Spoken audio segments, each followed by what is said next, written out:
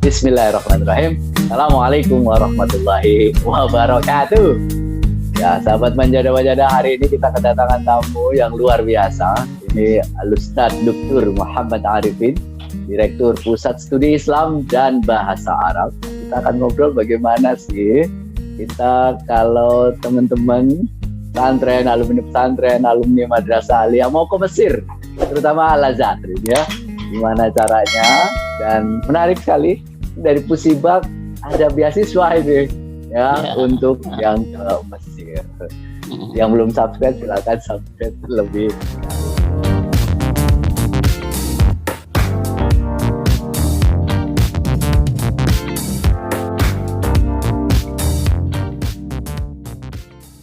Assalamualaikum Ustadz Arifin, kaifal hal? Waalaikumsalam warahmatullahi wabarakatuh. Ustaz Akbar Zainuddin. Alhamdulillah, ana bikhair. Alhamdulillah, tamam. Alhamdulillah ya. Ustaz Arifin ini kakak kelas saya pas dulu di Gontor. Jadi saya banyak sekali belajar dari beliau ini ya. Ustaz, boleh ceritakan sedikit Ustaz, Pusibah itu apa Ustaz? Ya. Pusibah tadi kan singkatan dari Pusat Studi Islam dan Bahasa Arab. Itu sebenarnya lembaga yang kita bentuk. Kita ini alumni Al-Azhar ya, alumni Al-Azhar cabang Indonesia itu membentuk lembaga namanya Pusibah yang kegiatannya itu pendidikan, pengkaderan, dakwah dan seterusnya. Makanya ada studi Islam, kemudian ada bahasa Arab. Nah, salah satunya yang sekarang dalam 2 tahun belakangan ini intensif kita lakukan itu bahasa Arabnya. Memang studi Islamnya belum begitu banyak, dakwahnya juga belum begitu banyak. Yang banyak sekarang adalah bahasa Arabnya. Kami punya kerjasama dengan Al-Azhar di Kairo sebagai tempat untuk belajar bahasa Arab atau matrikulasi bahasa Arab bagi calon mahasiswa Al-Azhar khusus dari Indonesia. Jadi mereka tidak perlu belajar bahasa Arabnya di Kairo, tapi belajarnya cukup di cabang di Indonesia yang namanya adalah Pusibah ini.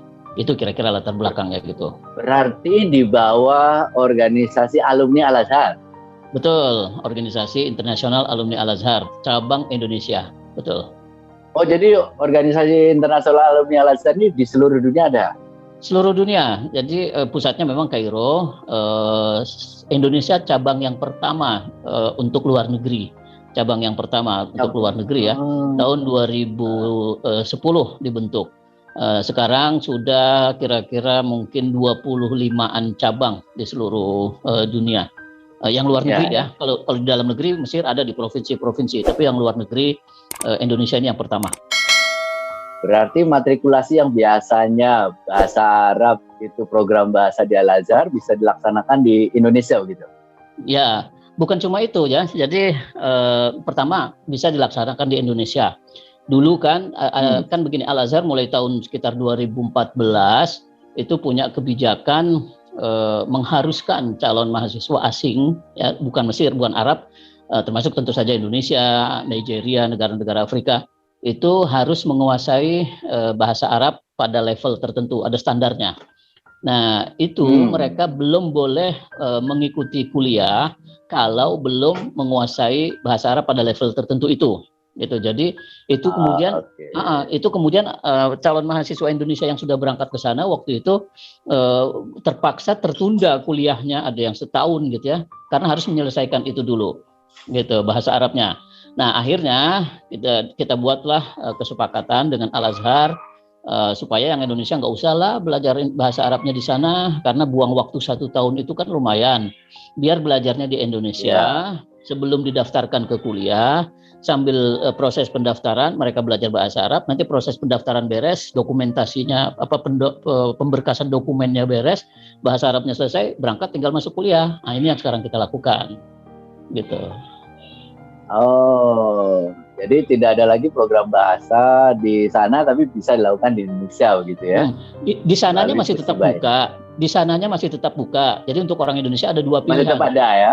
Masih tetap ada. Mau ikut di sana boleh, mau ikut di Indonesia boleh.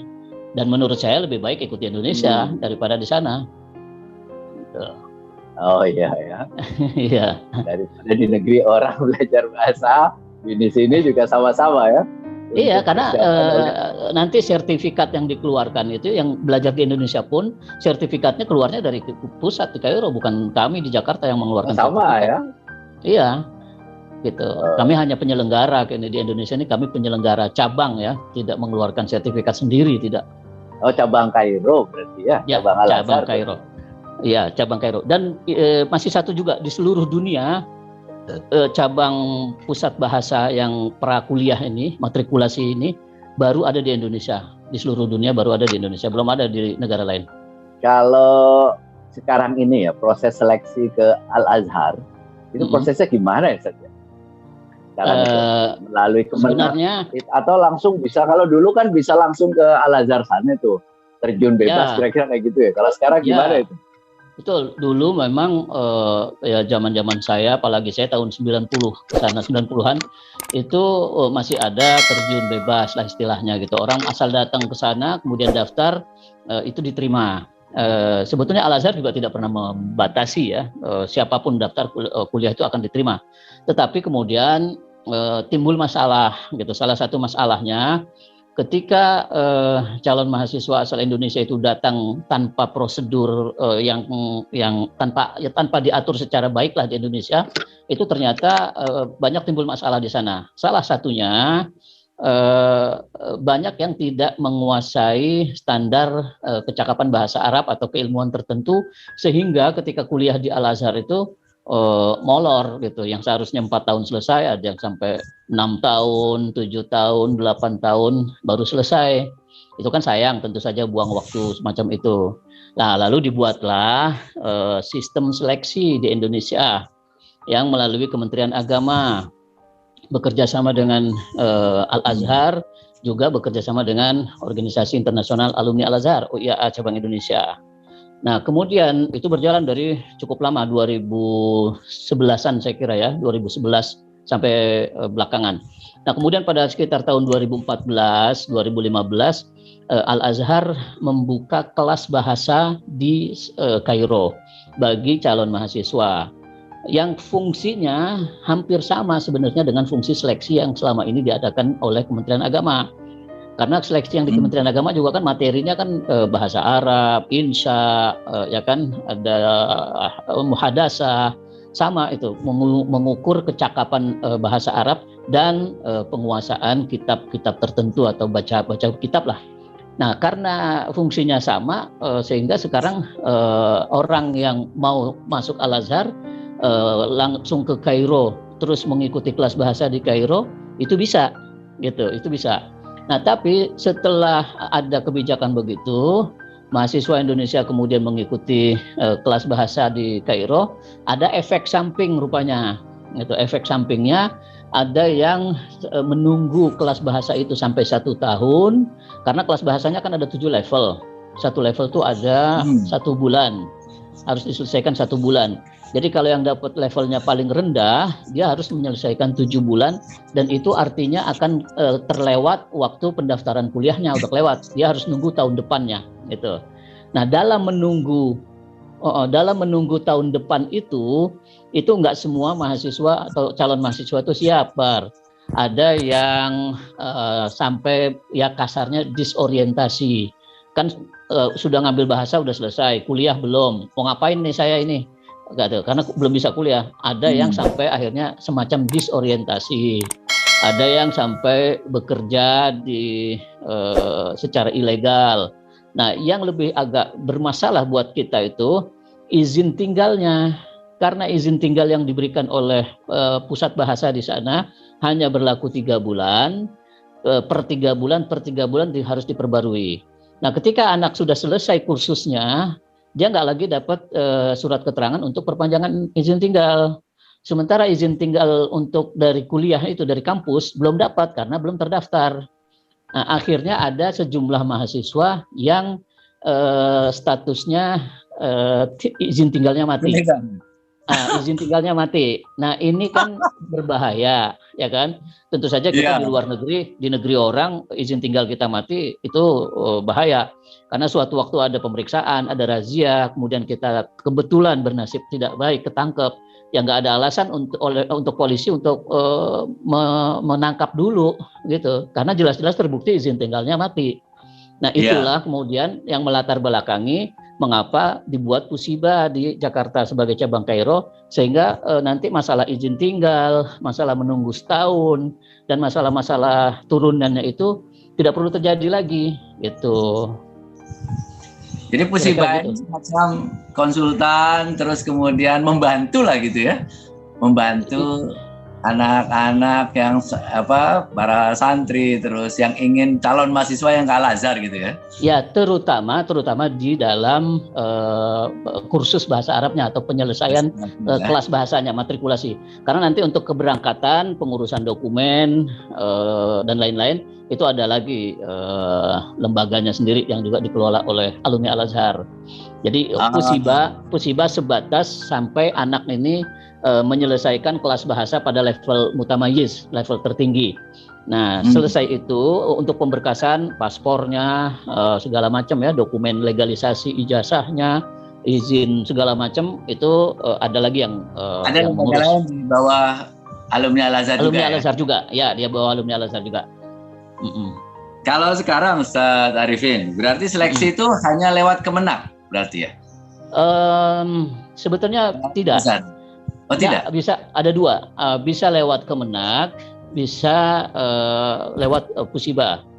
Karena kita Pusiba punya kerjasama PKS, perjanjian kerjasama dengan Kementerian Agama yang masih berlaku itu ya, dari kami tanda tangani sekitar Januari 2020. Nah di situ disebutkan dimungkinkan proses keberangkatan proses perekrutan atau seleksi calon mahasiswa Al-Azhar itu melalui dua pintu. Yang satu Kementerian Agama, yang satu bahasa di Pusiba, begitu. Ini dua hal yang berbeda sebetulnya ya. Karena yang Kemenak itu kan pemerintah Indonesia. Sementara yang Pusiba, karena yang Pusiba ini cabangnya Kairo, Al-Azhar kan. Nah, jadi anak lulusan seleksi Kementerian Agama pun itu untuk masuk kuliah harus punya sertifikat dari Markaz Lughah yang cabangnya adalah Pusiba di Jakarta. Nah, gitu. Jadi dua hal yang berbeda, nggak bisa kita samakan. Karena Al-Azhar punya standar bahasa, barangkali kan punya standar. Kementerian Agama atau pemerintah punya pertimbangan untuk seleksi yang tentu saja pertimbangannya tidak sekedar bahasa. Ada pertimbangan mungkin kewarganegaraan atau nasionalisme atau kebinekaan atau paham-paham yang selama ini dianggap penting oleh negara untuk dimiliki oleh seorang warga negara. Itu saya kira satu sisi yang tentu itu kewenangannya pemerintah. Iya, Kemenak. Jadi dua hal yang berbeda ya, jangan disamakan antara seleksi Kementerian Agama dengan yang dilakukan oleh Pusiba ini. Gitu. Iya. Jadi Pusiba lebih pada dia standarisasi bahasa untuk masuk ke Al-Azhar gitu ya. Betul ya. Ustaz Arifin, antum di Al-Azhar tahun berapa? Saya masuk 90 akhir. Selesai 95. Selesai 95 ya. Gimana pengalaman antum nih? Al-Azhar itu apa sih kelebihannya ya dibandingkan dengan universitas lain itu? Apa Al-Azhar itu? Sederhananya begini, Al-Azhar kan sudah punya nama, ya sudah punya nama di dunia ini. Tentu mahasiswanya kayak kita ini punya rasa bangga tersendiri ketika kita diterima di Al-Azhar. Samalah ketika umpamanya di sini di Indonesia ada seorang lulusan SD diterima di pesantren terkenal di Indonesia ini.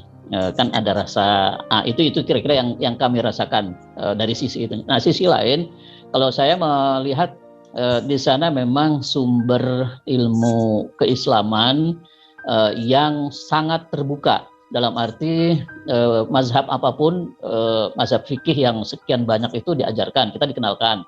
terutama yang 4 ditambah dengan beberapa lah mazhab-mazhab fikih. Kemudian filsafat yang di beberapa kampus Islam itu tidak boleh diajarkan, kan ada itu filsafat di beberapa kampus dilarang. Di Al-Azhar tetap diajarkan, nggak ada masalah. Jadi kita terbuka, bahkan dialog-dialog dengan non-Muslim itu sering juga dilakukan untuk saling mencapai kesepahaman lah. Itu saya kira menurut saya yang agak menarik buat kami-kami yang di Al-Azhar saat itu. Di samping tentu saja karena usianya yang tua ya, Al-Azhar yang usianya tua, bersejarah gitu sampai sudah 1000 tahun, tentu tidak mudah bertahan sampai 1000 tahun lebih. Ada pasang surut, ada macam-macam. Nah itu membuktikan 1000 tahun lebih itu bahwa apa yang dilakukan oleh Al-Azhar adalah sesuatu yang bisa diterima oleh masyarakat dunia. Kalau nggak diterima tentu nggak sampai 1000 tahun udah mati gitu. Ya. Itu yang beasiswa semua atau ada yang bayar juga beasiswa luar Al-Azhar, luar negeri? Di Al-Azhar sebetulnya bisa dibilang semua mahasiswanya itu dapat beasiswa, semua. Nah, cuma bedanya ada yang beasiswa penuh, ada yang tidak penuh. Gitu. Yang tidak penuh itu bentuknya dia kuliah gratis. Nggak ada bayar SPP kuliah itu, tapi ya buku beli sendiri, biaya hidup urus sendiri gitu, tapi kuliahnya dia nggak bayar gitu. Nah itu semua mahasiswa pasti dapat itu, bahkan yang dari Indonesia yang tidak berbeasiswa, yang terjun bebas tadi itu pasti mendapat beasiswa itu karena nggak bayar tadi dia di kampus. Bayar juga ya. Sudah dibayarin oleh Yayasan Al-Azharnya ya, Yayasan Wakaf Al-Azhar itu sudah mengcover biaya pendidikan itu, jadi mahasiswa tidak terbebani lagi. Nah yang kedua beasiswa yang penuh. Nah yang penuh ini saya alhamdulillah termasuk salah satu yang pernah menerima beasiswa penuh itu.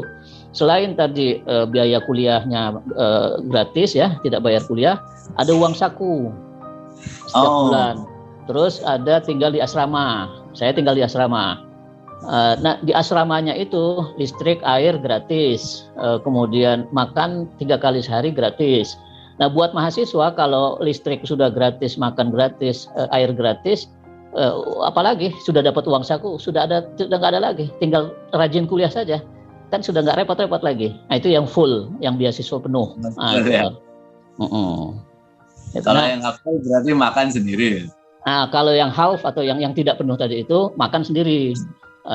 Masih perlu minta kiriman lah dari orang tua untuk makan. Tapi kalau yang biaya penuh, yang beasiswa penuh, udah nggak perlu lagi minta kiriman dari orang tua. Insya Allah udah bisa bertahan. Itu. Ya.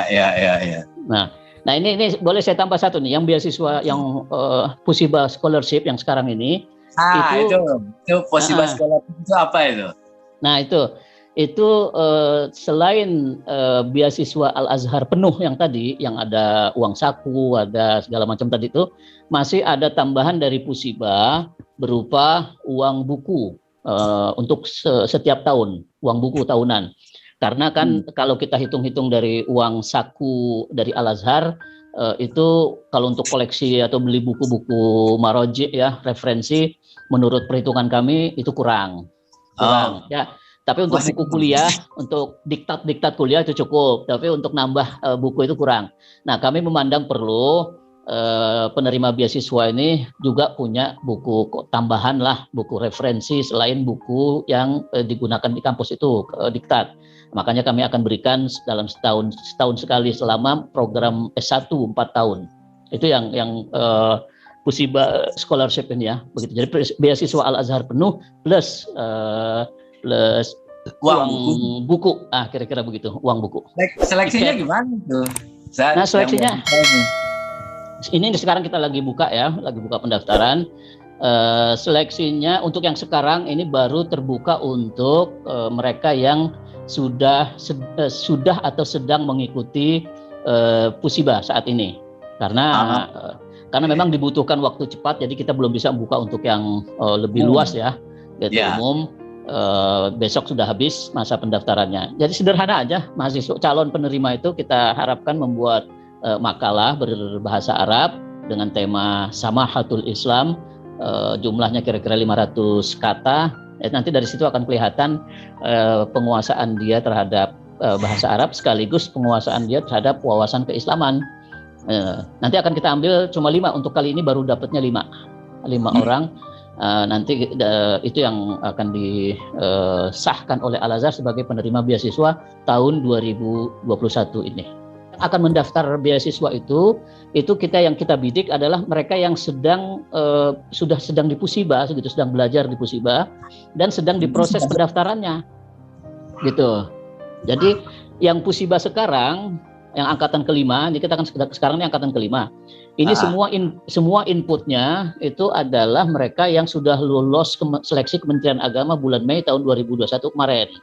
Oh, jadi lulus dulu Kementerian Agama. Lulus Kementerian Agama, lalu masuk Pusiba. Masuk Pusiba sekarang dari yang di Pusiba ini, kan sebetulnya Pusiba itu jalan bagi orang yang tidak dapat beasiswa, gitu.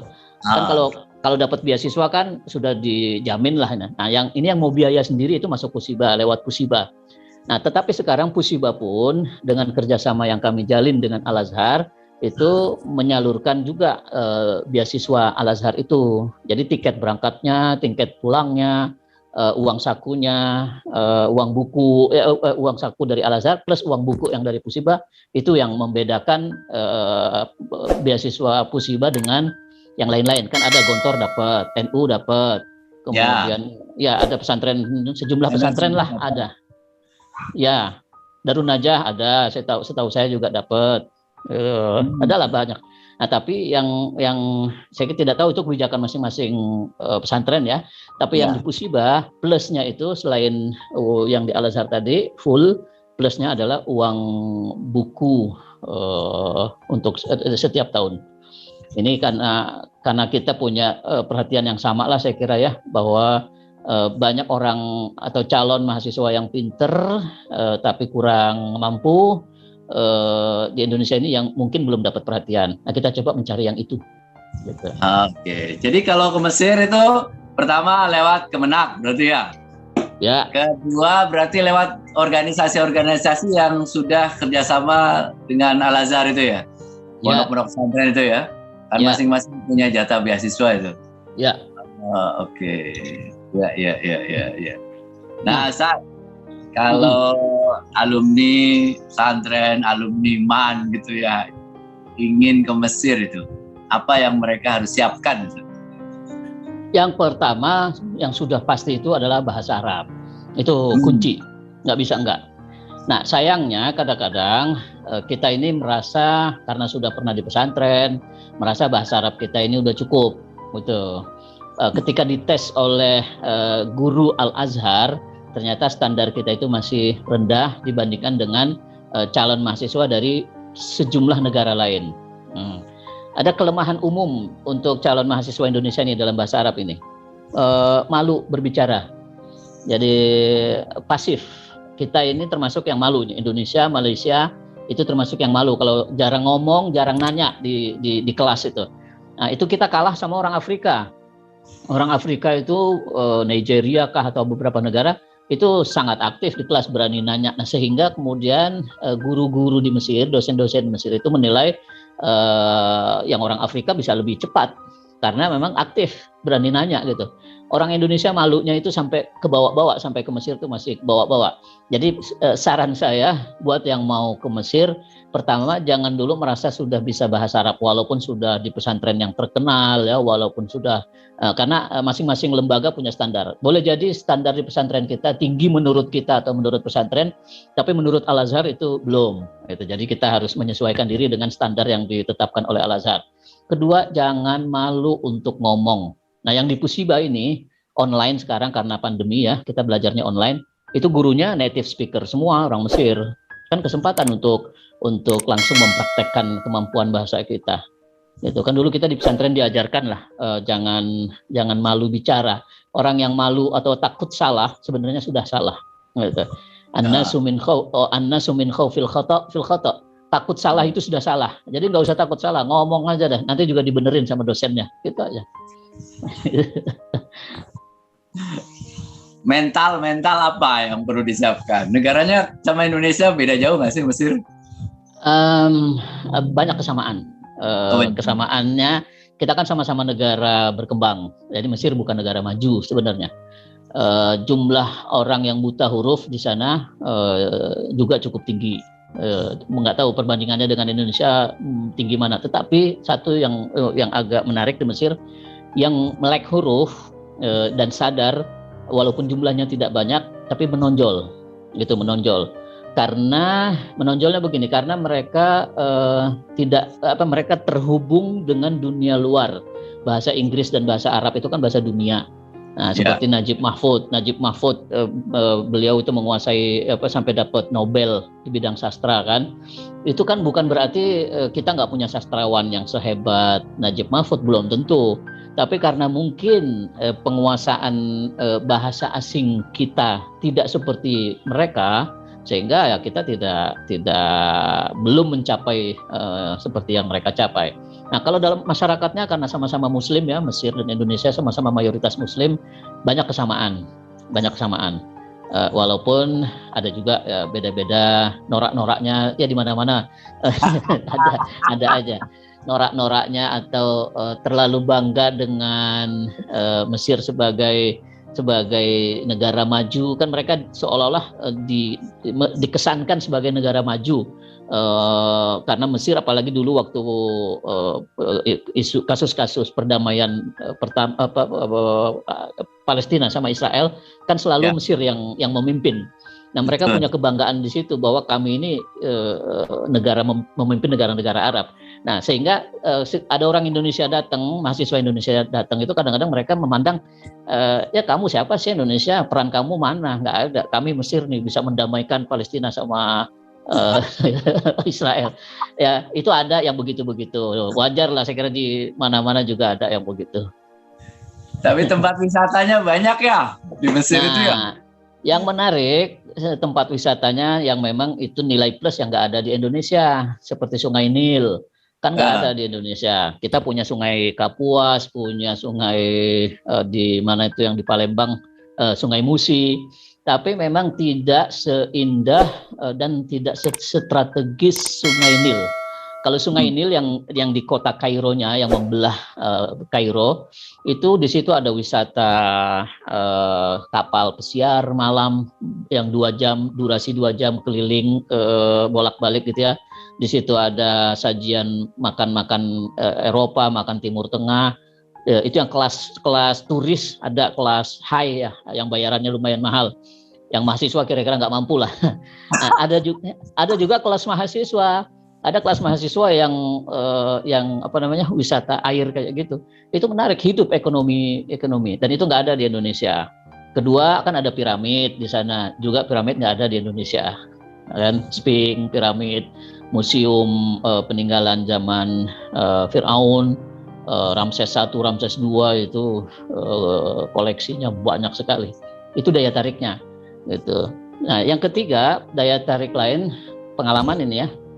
Mesir itu kalau orang yang baik, yang Islamnya agamanya kuat, persaudaraannya kuat, itu dermawannya luar biasa juga. Ada kita umpamanya bulan puasa, mahasiswa gitu kan kos-kos di beberapa rumah. Di bulan puasa itu kadang ada aja yang orang yang nggak kita kenal tiba-tiba ngetok rumah, Assalamualaikum, gitu. Dia tahu kamu Indonesia ya? Ya.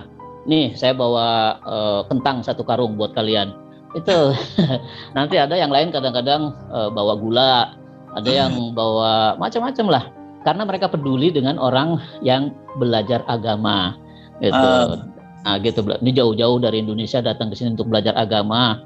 Jadi kalau mereka menyumbangkan sesuatu, itu serasa lega lah, sudah membuka jalan ke surga kan gitu kan. Man salaka tariqan yaltamisu fihi ilman kan salaka tariqan ilal jannah, gitu. Itu memang terasa. Ini bukan basa-basi. Saya sendiri pernah mengalami, nggak kenal apa-apa, tiba-tiba rumah diketuk dan dibawain ada kentang, ada tomat, ada macam-macam lah untuk bekal bulan puasa kita sahur dan berbuka. Itu tahu mahasiswa muflis saja. Iya, dia tahu nih mahasiswa belum punya duit, orang tuanya nggak ngirim, dikirimin lah, dikasih. Baik, Ustaz Arifin, terima kasih banyak ini ya. Sama-sama. Mudah-mudahan berkah, bermanfaat. Amin. Amin. Makasih Akbar. Jumpa lagi insya Allah. Insya Allah. Demikian ya rekan-rekan sekalian, obrolan singkat kita dengan Ustadz Dr. Muhammad Arifin, Direktur Pusibah ya, Pusat Studi Islam Bahasa Arab yang berada di bawah Organisasi Internasional Alumni Al-Azhar University Kairo. Mudah-mudahan bermanfaat. Yuk yang mau ke Mesir, siapkan diri Anda mulai dari sekarang. Terima kasih. Assalamualaikum warahmatullahi wabarakatuh.